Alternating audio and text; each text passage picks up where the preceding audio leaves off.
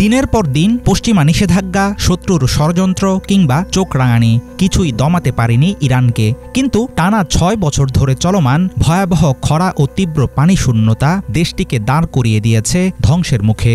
মহাকাশ থেকেও দেখা যাচ্ছে খরার চিত্র। রাজধানী তেহরানের মসজিদগুলোতে বৃষ্টির জন্য দোয়া করছে লাখো মানুষ। শহর জুড়ে দেখা দিয়েছে ভয়ঙ্কর আতঙ্ক।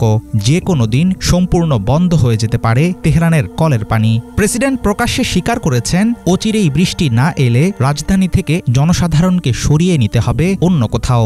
বাতাসে ভাসছে গুরুত্বপূর্ণ এক প্রশ্ন, পানি সংকট আরও গভীর হলে বসবাসের একেবারেই অযোগ্য হয়ে পড়বে ইরান।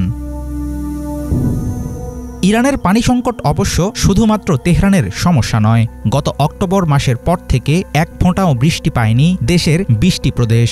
পানি ধরে রাখার প্রধান জলাধারগুলোর প্রায় ১০% শুকিয়ে গেছে। তেহরান যেসব বাঁধ ও রিজার্ভয়ার থেকে পানি পায় এর অন্যতম লাতিয়ান ড্যাম, যেখানে মাত্র ৯% পানি আছে। পাহাড়ের পাদদেশের নদীতল এখন প্রায় পুরোটাই শুকনো।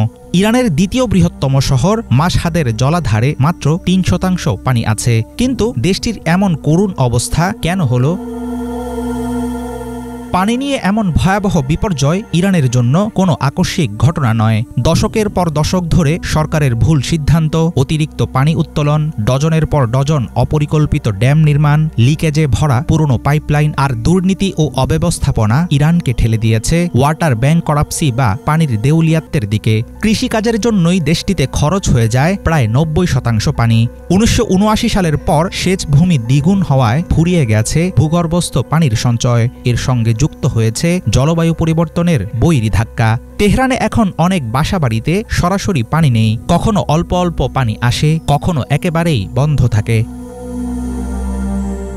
পানিশূন্য হয়ে গেলে তেহরানের বাসিন্দাদের অন্য কোনো উপযোগী স্থানে সরিয়ে নেওয়ার কথা বলছে সরকার। কিন্তু ১.৫ কোটি মানুষকে ইভাকুয়েশন কিংবা স্থানান্তর করা বাস্তবে সম্ভব না। পশ্চিমা নিষেধাজ্ঞা ও সামরিক ব্যয় বৃদ্ধির জেরে দেশের অর্থনৈতিক অবস্থা এতটাই সংকটময় যে সাধারণ মানুষ শহর ছেড়ে অন্য কোথাও যেতে পারবে না। পরিস্থিতি সামাল দিতে অস্থায়ীভাবে ছুটি নিয়ে মানুষকে তেহরান ছাড়তে বলা হচ্ছে, যেন কয়েকদিনের জন্য হলেও পানির উপর চাপ কমে। মরিয়া হয়ে ক্লাউড সিডিং এর মতো পদ্ধতিতে কৃত্রিম বৃষ্টি নামানোর চেষ্টা করছে দেশটির সরকার।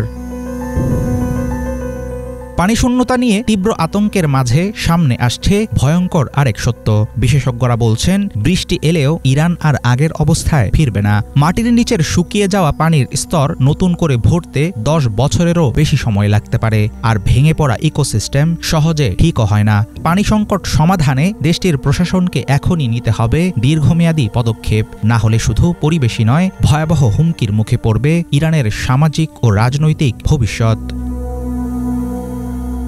হাফিজুল ইসলাম, বাংলা ভিশন।